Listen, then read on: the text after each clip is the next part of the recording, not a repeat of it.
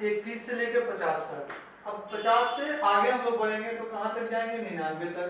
जैसे 51, 52, 53, 54, 55, 56, 57, 58, 59, 60, 61, 62, 63, 64, 65, 66, 67, 68, 69, 70, 71, 72, 73, 74, 75, 76, 77, 78, 79, 80, 81, 82, 83, 84, 85, 86, 87, 88, 89, 90, 91, 92, 93, 94, 95, 96, 97, 98, 99।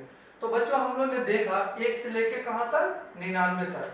तो 1 से लेके अगर हम लोग इस गिनती को याद कर लेते हैं तो हमारे लिए क्या होगी? हिसाब बनाना बहुत ही आसान हो जाएगी।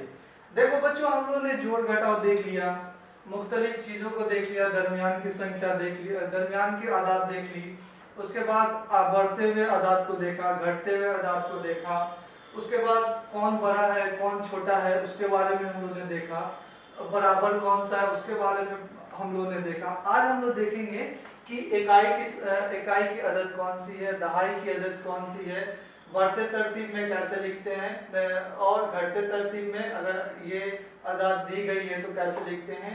इसमें हमने दिया है एक मिसाल के तौर पे कि देखते हैं कि अगर वो खाली जगह भरता है, खाली जगह अगर होता है यानी कि अगर इसमें कुछ भरने की बातें अगर की जाए तो यहाँ पे क्या होगा, क्योंकि अभी पिछले क्लास में हम लोग ने देखा था। तो बच्चों देखो इकाई का मतलब 1 और दहाई का मतलब होता है 2, यानी कि 1, 2 इकाई दहाई, यानी कि इकाई का मतलब होता है 1, ठीक है। इकाई का मतलब 1 और दहाई का मतलब होता है कि इकाई दहाई, यानी कि एक मतलब ये हो जाएगा, अगर हम ऐसे कहें कि इकाई और दहाई, ठीक है, इकाई दहाई, यानी कि ये कितना है, अगर हम 7 को 1 से गुना करेंगे तो 7 हो जाएगा, और दहाई में हमेशा कितना से गुना करते हैं? 80 से, तो 80 और 7 कितना हो जाएगा? 87 हो जाएगा, ठीक है। कहने का मतलब है कि यहाँ पे दहाई का मतलब क्या कि एक को हम लोग कितना से गुना करें?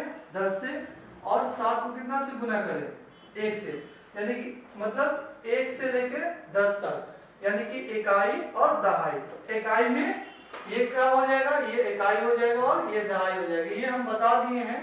अगर आप लोगों को ना समझ में आए तो कोई बात नहीं है, बस इतना जानना है कि पहले वाला जो अदद है वो इकाई होगी और दूसरी वाली जो इकाई होगी वो दहाई होगी। उसी तरह ये ना इकाई, ये दहाई, इकाई दहाई, ठीक है।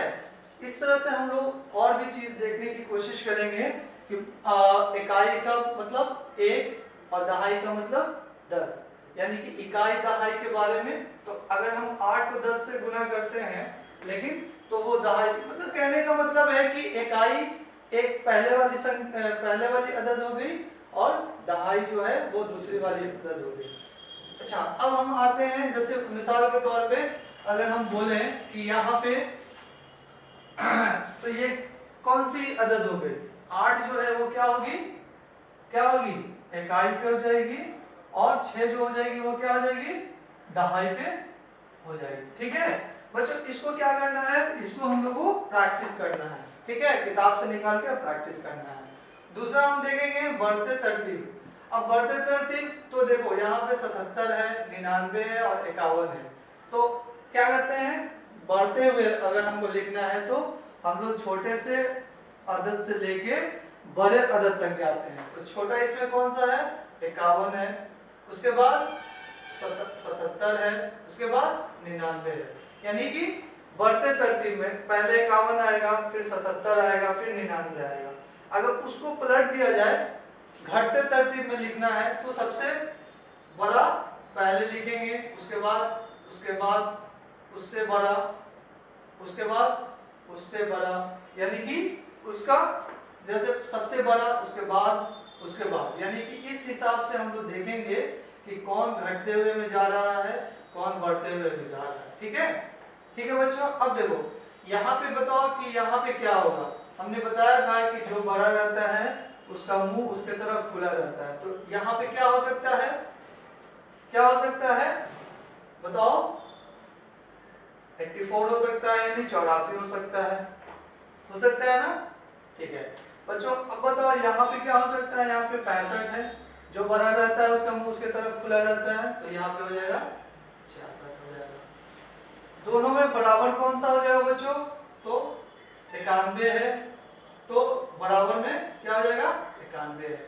तो कहने का मतलब है कि हमने मिसाल के तौर पे समझाने की कोशिश की है, बस इसको करना ये है कि कॉपी निकालना है और बुक से इसको प्रैक्टिस करते रहना है, ताकि आपको अच्छे से ये समझ में